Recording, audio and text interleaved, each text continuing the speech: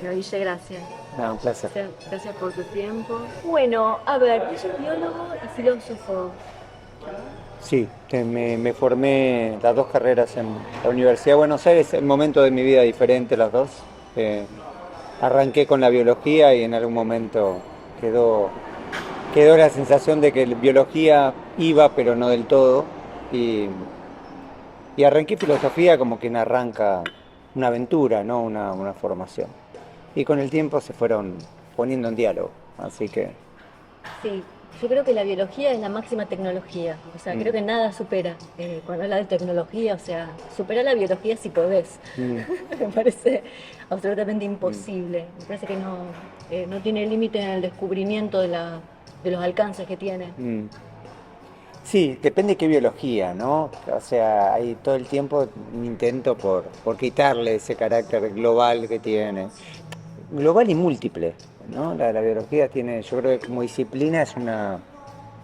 Yo en general cuando la presento en los cursos hablo de que es una metadisciplina, porque tiene como muchas estructuras disciplinares internas que no siempre se evidencian en las discusiones sociales. Yo en particular me formé en evolución, tanto una pata de ecología evolutiva como de fisiología evolutiva. Así que mi rama troncal biológica viene por el lado evolutivo. Sí, bueno, uno empieza con una carrera, como te contaba recién, yo empecé estudiando administración de empresas, ejercí durante mucho tiempo y eso quizás me dio pie a trabajar en lo audiovisual, en lo corporativo, que por ahí no sé si es lo que más me gusta, pero me permite ver realidades. Trabajo con muchas pymes, trabajo en todo el país, como te decía recién, en mi tiempo libre, por ahí voy hacia donde mis intereses me llevan y bueno, mi trabajo me lo permite. Lo que pasa es que muchas veces con mis colegas del mundo audiovisual se presenta la pregunta ética, ¿no? De qué tipo de laburo haces o para quién laburás, y Claro. obviamente esa pregunta es pertinente. Mm. Es pertinente en la ciencia. Vos te comentaba que te escuché en el Congreso de Edición Génica, Ujú. que sea ¿para qué la ciencia o para Claro, quién? ¿para qué? ¿No? ¿Para qué? Creo que ese límite y esa pregunta lo tenemos que hacer en todo, en cualquier cosa que nosotros hagamos, ¿no? Bueno, hay un umbral que creo que no voy a pasar.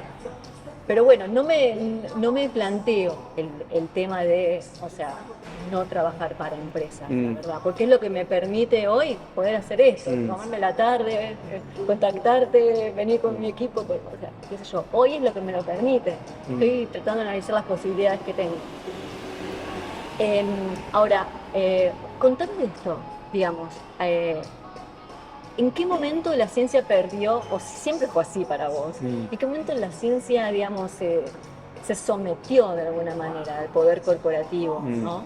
Porque como te comentaba, estuve escuchando algunas charlas en el Congreso de CREA y dan como un ejemplo de éxito en la articulación público-privada con lo de claro, Chan y Biosera, es como un ejemplo de éxito eso, mm, ¿no? Y se sí, celebra en algunos ámbitos. claro. Siempre es complicado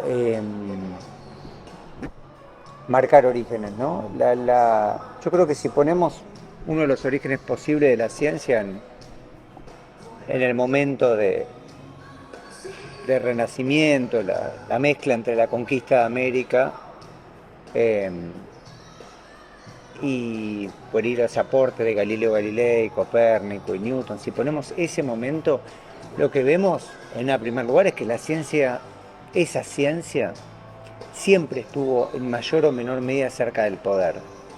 Eh, Digo, la historia de la ciencia moderna es una historia fuertemente entrelazada con el poder. A veces las narrativas hacen que las persecuciones y los silenciamientos se pongan muy en escena. Entonces aparece Giordano Bruno, aparece la última etapa de Galileo Galilei, aparece una parte de la vida de Darwin. Y ciertamente son momentos en los cuales diferentes personas sufrieron los embates, por ejemplo, del poder eclesiástico.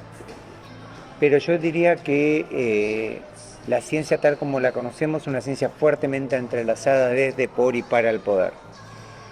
Lo que yo creo que además motorizó en el siglo XX son cuando la ciencia se hace, por un lado, política de Estado. Después de la Segunda Guerra Mundial aparece fuertemente una ciencia motorizada como política pública, con 12 o 13 ejes centrales, que son defensa, cuestiones militares, salud y alimentación, ¿no? Son como las tres prioridades que se establecen. Y después el centro tan fuerte, conforme avanzan los siguientes años, sobre todo en la década del 60, de un entrelazamiento con las empresas multinacionales, que vuelven absolutamente indiferenciable qué es público, qué es privado, qué es estatal, qué es empresarial. Si a eso le agregás los últimos 25, 30 años, donde apareció muy fuerte una cuestión desde el poder, de motorizar la cuestión empresarial como gran actor, la mano invisible del mercado, claro, tenés este escenario actual, donde no entrevistas a Senasa sostiene lo que Bayer le presenta para aprobar unos estudios químicos y Senasa no hace su propio estudio, digo, y eso como imagen de una forma general de entrelazamiento entre un sector empresarial y estatal que hoy es muy difícil de diferenciar y que la ciencia hoy tiene como, no solo como resultante de ese vínculo, sino también como vinculador, por esto que planteabas de los convenios público-privados, que en gran medida son aspectos científicos y tecnológicos. Bueno, yo, entre otras cosas, también soy terapeuta de Ayurveda, que es una medicina ancestral de la India, y una de las... Mi familia son todos médicos, menos yo, pero terminé en la Ayurveda. Una de las críticas, que yo escucho a mi familia, obviamente, por eso no se habla de salud en las mesas de los domingos. En general, la comunidad científica, la crítica que le hace tanto a la Ayurveda como cualquier sistema de medicina antigua es justamente la falta de estudios científicos, ¿no? Pero obviamente, si vos estudiás Ayurveda, vos ves que ningún estudio científico actual desmiente lo que dice, lo que se dijo hace 6.000 años. Y por otro lado, vos tenés cosas como, porque yo nací a mitad de la década del 70. En esa época estaba de moda la leche en polvo. Entonces, y los pediatras convencidos le decían a la madre, no, sacale la teta a la criatura, ¿no? Y la madre lo hacía, ¿no? Y es un negocio. Como ves ahora las cuestiones de la piel, los protectores solares, qué sé yo, ¿viste? Sí, Entonces yo digo, la ciencia cambia todos los años según quien la financia, porque eso no es medicina, eso no es salud, sino que es un criterio, ¿no? Y realmente es un sistema de salud que se soluciona en la verdulería. Entonces, no le conviene a nadie. Y además hay dominios enteros en donde la ciencia no avanza, no explora. La política preventiva, por ejemplo, hoy es una faltante, una ausencia total dentro de la... Y bueno, y lo mismo, no sé, frente, por ejemplo, la amplificación de ciertas ramas, por ejemplo, la toxicología frente a la contaminación, pero la ausencia, por ejemplo, de la biología evolutiva frente a los mismos escenarios de contaminación, es una resultante. Como siempre, la fagocitación no es total, ¿no? Claro. Eso es importante también marcar. No es total, yo no diría que toda la comunidad científica está comprada, entonces hay escenarios para pensar y para imaginar otros caminos. Lo que pasa es que uno ya empieza a sospechar. A ver, no hay estudios sobre, no sé, correlaciones de casos de cáncer en vaca muerta, por decirte algo. No hay estudios sobre eso, pero te da la sospecha de que inviertan en la maternidad. Claro. O sea, ¿por qué invertís en la maternidad? O sea, porque son de corazón noble, o sea, ya no necesitas sospechar, digamos. Seguro. Porque ya pusieron el capital ahí y ¿quién va a decir, che, vamos a investigar a ver qué hacen estos tipos? Claro. No, está claro, y la ausencia de datos oficiales es otra parte de todo esto que estamos hablando, ¿no? O sea, no hay datos oficiales, por ejemplo, de cáncer en Argentina no hay datos oficiales, no hay políticas preventivas en el sentido, se sabe perfectamente que la multiplicación de agentes químicos en el aire, en el agua y en la tierra tienen que ver con la multiplicación de varios tipos de cáncer. No se hace nada en este sentido. Con lo cual, aún solo tomando los temas económicos, muy interesante porque lo que vemos es una transferencia de recursos. Un tratamiento oncológico, un tratamiento carísimo para el Estado. O sea, los mismos actores que felicitan los millones de toneladas de exportación ocultan, ¿no?, todos esos gastos que tiene el Estado. Lo mismo los gastos en relación a los desastres económicos en términos de incendios, sequías, inundaciones. Digo, solo tomando el aspecto económico, por supuesto que en mi caso trato de introducir aspectos éticos y políticos, pero digo, ahí lo que vemos es hoy esta mitad más o menos de la población bajo la línea de la pobreza, una parte muy clara es la transferencia de recursos fabulosa que se ha dado a ese sector que hoy multiplica diferentes formas de extractivismo y lo transforma en exportación.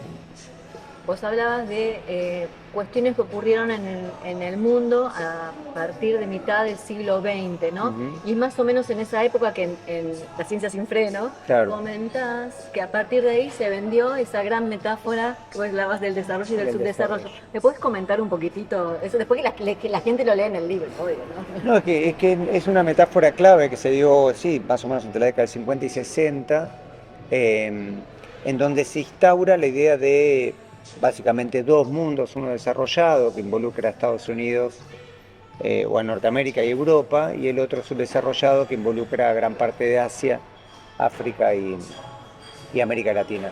Y entonces en esa cuestión geopolítica se establece varias cuestiones. Por un lado, una naturalización, ¿no? Hay países de primer y de tercer mundo. Por otro lado, una única vía, ¿no? La idea, la metáfora del desarrollo y subdesarrollo establece que hay una sola vía para establecer, que es inevitable, que es irreversible, y que además, y ahí empiezan a jugar cuestiones economicistas que vienen después, se juega en el orden de lo macroeconómico. Entonces aparecen ideas, por ejemplo, el PBI como un medidor, ¿no? Que aparece como un indicador sine qua non, y la promesa, el subdesarrollo, si exporta y produce determinada cantidad de toneladas, a largo plazo alcanzará las mieles del desarrollo.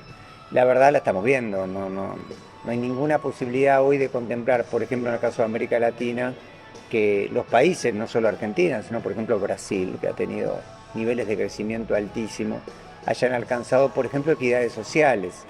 La metáfora del desarrollo y subdesarrollo deja muy claro cómo producir riqueza, no cómo producir equidades, ni parece ser un objetivo. Yo ahí en el libro en particular recupero los abordajes que ha hecho al respecto Gustavo Esteva, que es un pensador mexicano fabuloso, fallecido desgraciadamente hace poco, y que él deja muy claro además lo que significa ya no solo dentro de las políticas públicas y las políticas estatales, sino en el propio imaginario social, cómo se establece como un objetivo y la multiplicación de esto que muchas asambleas entienden como cuerpos y territorio de sacrificio, ¿no? O sea, en tanto nos sacrificamos para un aparente bien común, todo está justificado. Hay algunas cuestiones también que me resuenan con respecto a las cosas que no nos planteamos, por ejemplo, en criterios económicos, por ejemplo, eh, vamos a un país donde es habitual el regateo, por ejemplo, ¿no? ¿Viste? En Latinoamérica hay muchos lugares que consideramos subdesarrollados, ¿no? Donde el regateo es algo muy habitual y nos sentimos muy incómodos frente a ello. Y te lo traigo a colación justamente porque eso vendría a ser un mercado de competencia perfecta, que no existe. Vos si vas al supermercado, sabés que no podés negociar absolutamente ningún precio. Claro. Entonces estamos siempre sometiéndonos, estamos Claro. siempre sometiendo nuestro poder.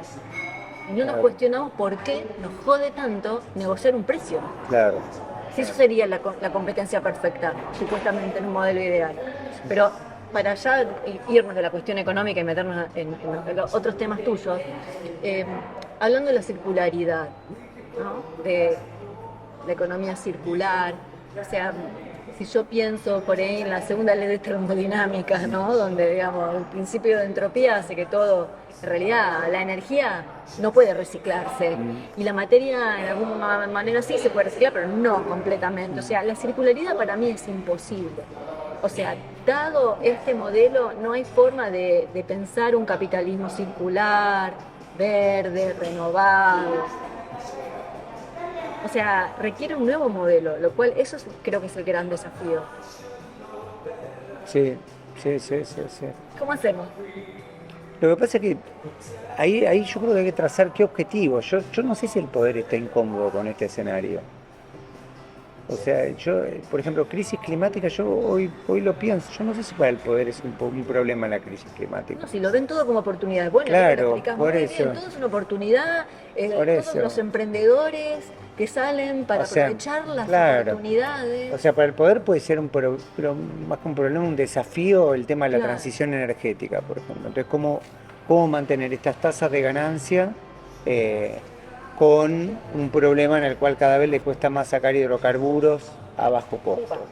Ah, no, claro, porque cada vez le Claro, cuesta más, cada vez es más caro. claro, pero digo, pero yo no creo que la crisis climática sea un problema para el poder. De hecho, ahora Mira esta supongo captura de que pantalla hace un ratito. eh, claro, ¿Entendés? O sea, los desafíos de, o sea, la ciencia para solucionar el problema ambiental, la ciencia para solucionar el problema de la alimentación, cuando no va por ahí. tremendo. No, no, claro, y además, y lo saben perfectamente, por ejemplo, plantear en el caso de Bioceres y de la tecnología HB4, ¿no? Que una tecnología para cultivar en condiciones de estrés hídrico. Saben perfectamente el desastre ambiental que significa someter al suelo, sacando el tema de los químicos, someter al suelo a condiciones de cultivo en condiciones de estrés hídrico. La experiencia en Catamarca con la soja fue tremenda, o sea, se metieron ahí a cultivar soja, no sé, duraron 2, 3 plantaciones y se tuvieron que ir. Vos no podés tratar, lo que se llama pampeanización de los suelos, tratar a todo el territorio argentino como si fuera la pampa húmeda. Entonces lo tienen claro, eso además está muy fuertemente asociado a la frontera agrícola, el estrés hídrico, con lo cual acá va a haber un nuevo corrimiento de la frontera agrícola, con lo cual va a haber desmonte, deforestación. Digo, hoy en el escenario de crisis climática, la primer causa, antes que la cuestión energética, mucho antes, la primer causa es la pérdida de cobertura vegetal, eso está claro. Bioceres también lo tiene claro. El Departamento de Estados Unidos también lo tiene claro. Y aún así avanza en esta cuestión desenfrenada y tratar de seguir sacándole el jugo mientras tanto. Y también tenemos que reconocer que el capitalismo ha sido un sistema económico, político, social, cultural muy exitoso para Me gusta que salir digas ha sido. así. ¿Qué te ha sido? Ah, pero digo, ha logrado eh, sortear con éxito muchos obstáculos y muchas crisis, ¿no? Tiene una gran potencialidad el capitalismo. Y eso es un desastre, porque digo, en este escenario donde claramente hay un problema sistémico, el capitalismo lo único que hace es expandirse. Y en esta cuestión cotidiana tenemos expansión capitalista en cada lugar de cada ámbito, cada instancia de nuestra vida, ¿no? ¿Qué lectura vos haces, también como biólogo, eh, respecto a este sometimiento o esta, no sé, crisis de vida que tenemos, digamos, porque perdemos por ahí el valor, crisis de valor de la vida, ¿no? Mm, Estos ejemplos que yo te daba por ahí de los chicos que conocí en Santa Cruz, y hoy también, digamos, no importa si nos enfermamos, si eventualmente tenemos cáncer, digamos, mm, tenemos trabajo. Yo vivo en San Lorenzo, mm. la ciudad está sitiada por fábricas que dependen del agro, básicamente. Tengo una piragua, me cruzo al río, eh, hermoso, pero el ruido constante que hay en el ruido, que hay en el río por las fábricas que no paran nunca, es tremendo, los peces lo sienten siempre. Claro. Y, o sea, no nos importa si estamos un poquito contaminados, a mí me pagan el sueldo, o sea, de alguna manera el extractivismo también lo aplicamos nosotros mismos en nuestros Mm, propios cuerpos, hasta lo que dé. claro. Eh, Desde ese punto de vista humano, Yo ahí veo dos dimensiones que convergen y se multiplican de hecho, eh, y que son las dos tremendamente dañinas y conducen un poco a lo que vos decís. Hay un lado que tiene que ver obviamente de hecho el libro que estoy escribiendo ahora es sobre el tema de la desconexión, ¿no? O sea, es una política de desconectar muy marcada. Y en este sentido, por ejemplo, cuestiones como la empatía frente al dolor de seres vivos, etcétera, prácticamente no existen. Han logrado ahí, de vuelta, ¿no? Esta cuestión que hablamos de los éxitos culturales, el imaginario del capitalismo, ahí hay uno notable, ¿no? O sea, pensar solo en términos individuales atomizados. atomizados. Y junto con eso, el no reconocimiento del carácter suicida que tiene eso. O sea, nosotros no somos nada sin árboles. O sea, pensar que podemos tener un desarrollo, no somos nada en términos de veranos bajo la sombra, de la capacidad que tiene el árbol de retener agua, la capacidad que tiene en proveernos frutos. eh, eh, y esa idea, ese imaginario eh, con un carácter tan suicida, de vuelta, han logrado llevarlo hasta el límite. O sea, Argentina, estamos hablando entre los 10 países del mundo que más deforestó y desmontó en los últimos 20 años. Digo, es un registro brutal en un país que hoy tiene la mitad de la gente bajo la línea de la pobreza y que sin embargo se nos dice que la deforestación y el desmonte nos va a sacar de esto, como en el caso de Bioceres. ¿Qué no vemos? O sea, y bueno, hemos tenido, yo insisto con un concepto, a veces se me cuestiona con esto, pero yo creo que ahí tenemos una derrota. O sea, para todas aquellas personas, yo estoy hace 20 años con estos temas, yo veo y palpo la derrota de esas banderas y me parece que tenemos que revisar inclusive también nuestras estrategias, no nuestros objetivos, pero sí nuestras estrategias porque ha sido muy exitoso la idea de multiplicar estas políticas de atomización en consonancia con destrucciones. La no consideración de que nosotros mismos y mismas somos ecosistemas, la falta de entendimiento, por ejemplo, del lugar que tienen las bacterias en nuestro aparato digestivo. Solo eso, por ejemplo, el carácter suicida que tiene la multiplicación de los antibióticos, del modo en el cual se ha dado, se ha brindado, del modo en el cual están llegando, por ejemplo, a niveles de resistencia bacteriana muy preocupante, con lo cual en el futuro cercano los antibióticos no van a poder frenar bacterias que vayan apareciendo, y a su vez la multiplicación y la pérdida de flora intestinal. Digo, toda esa lógica solo es explicable por un mercado publicitario que se expande, que ha ocupado nuestros cuerpos y que nos ubica simplemente en el lugar de pasivos consumidores, ¿no? Engranajes, es la Claro. metáfora más espantosa que hay. Somos los engranajes de un mecanismo. Más mecanicista, productivista imposible. Y ahí va la analgesia. Fíjate la tanda publicitaria, no, que el dolor no te pare. Claro. Si quiero. Claro. Quiero parar, tengo la oportunidad de parar frente al dolor. El dolor es una oportunidad, ya que hablamos de oportunidades, de parar, de frenar, de quedarme, de no hacer, no producir. Y si produzco, no someterme al criterio del mercado de si se va a vender, si voy a hacer algo, ni siquiera someterme a un criterio estético, lo voy a hacer porque quiero. Hasta en eso, si vas a un taller de arte, hasta eso está tan metido Claro. que ¿para qué lo haces? ¿Qué vas a hacer con eso? Para nada. No es ni siquiera lindo. Claro. Sí. No importa. No, tal cual. No soy un engranaje de nada. Pero esto de la analgesia, esto de no sentirlo, es como, digamos, me parece que es como el ingrediente clave necesario para que sea el remate final de este ejército de partes y provisiones, digamos, del engranaje. Sí, no. Y yo justamente el libro que estoy escribiendo lo establezco como parte de la contrapolítica, es una política de la conexión, lo que hablábamos antes, ¿no? O sea, y por eso establezco conexiones temporales, ¿no? Conexiones con el pasado, con el futuro, conexiones con la naturaleza, conexiones con los otros, inclusive conexiones con aspectos de mi vida que están siendo rezagados. Cuando yo me construyo solo como un consumidor y como nada más, me estoy construyendo un lugar muy destructor de mi propia noción de persona. Así que justamente ahora yo estoy trabajando en eso.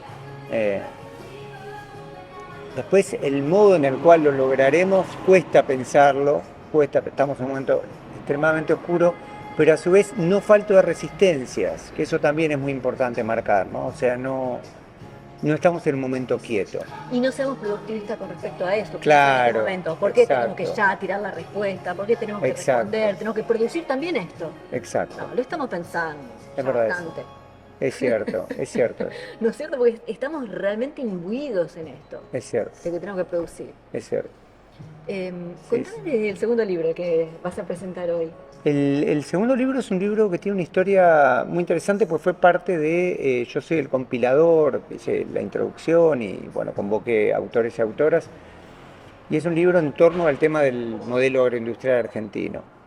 Han sido, creo que en total 22 capítulos, y sobre todo ahí yo creo que lo más novedoso que tiene el libro es, lo edita Eudeva, que es la editorial de la Universidad de Buenos Aires, una editorial prestigiosa, y fue que converjan en torno a esta problemática común diferentes voces y prácticas. Entonces ahí aparecen, por ejemplo, asambleas hablando, aparece la asamblea de Río Cuarto y la asamblea de Puerto Madryn, hablando en torno al tema agroindustrial, a la necesidad de pensar.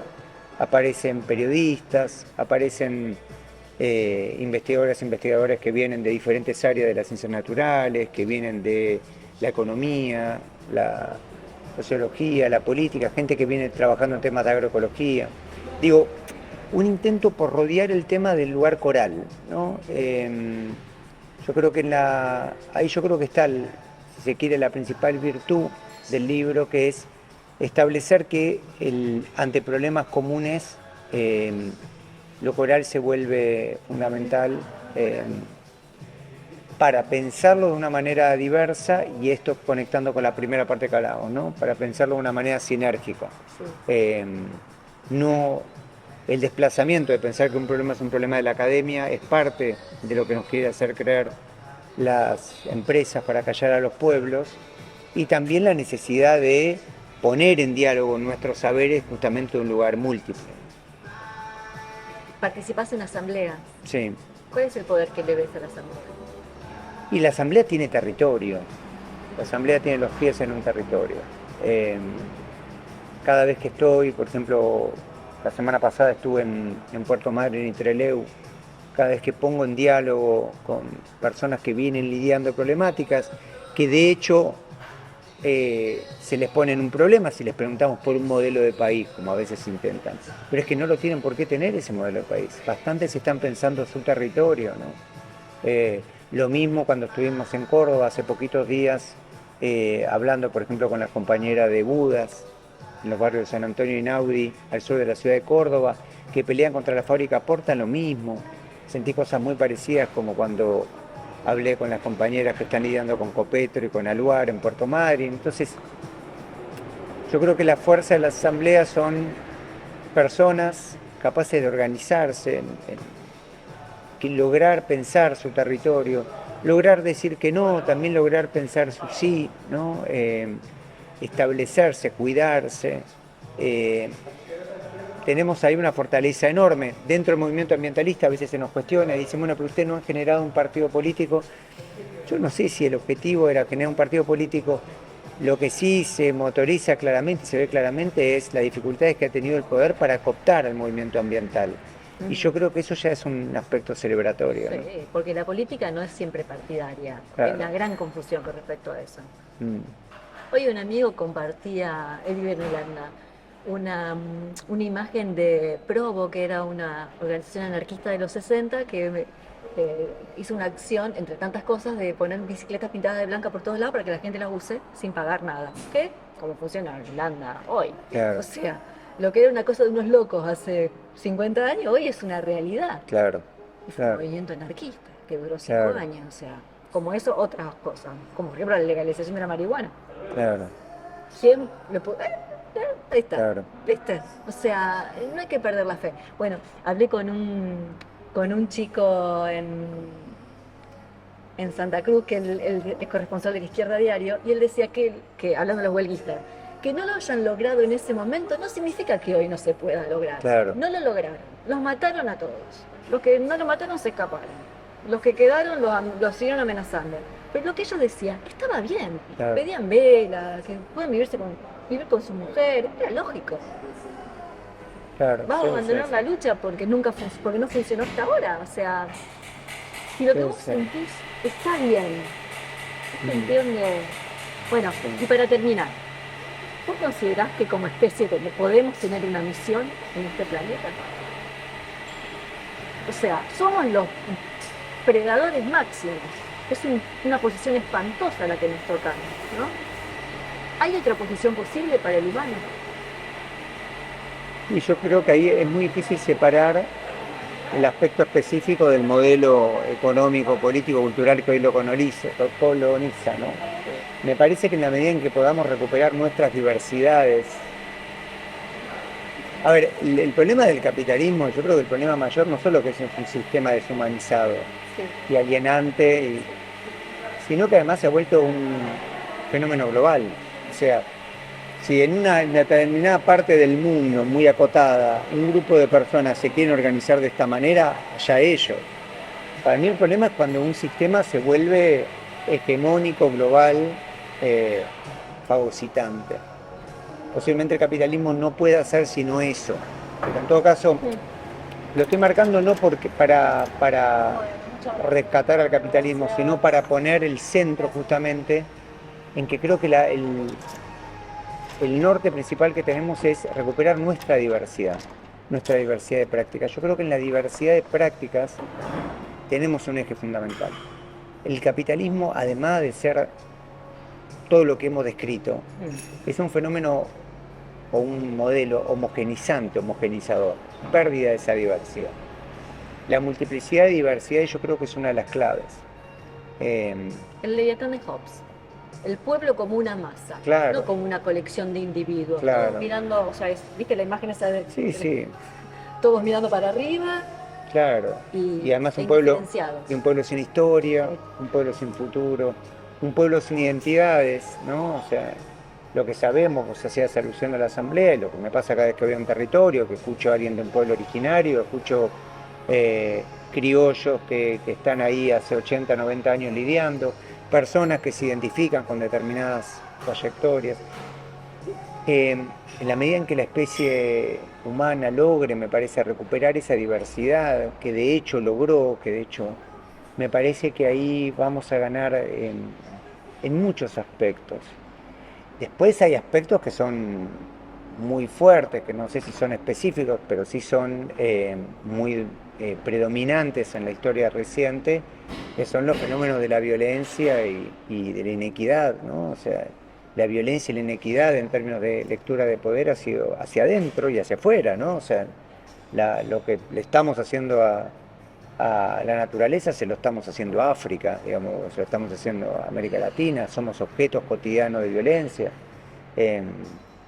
A mí una de las cosas, por ejemplo, que más me impresionan hoy de los extractivismos es el reconocimiento diferencial de las luchas en función de quienes defienden. Una de las que menos se visibiliza son, por ejemplo, los pueblos originarios y la lucha con el litio en la Puna de Atacama. Y eso no es casual, digo, esa violencia que se establece con el litio y la promesa verde también va de la mano de una lectura desde el poder que bueno, que son pueblos originarios y que no hay que escucharlo y viven en el desierto. Todo eso se pone en juego, toda esa multiplicidad de violencia. Así que la respuesta es, yo creo que sí, en la medida en que podamos hacer de la heterogeneidad no un problema, sino nuestra principal virtud. Gracias. No, Gracias. a vos.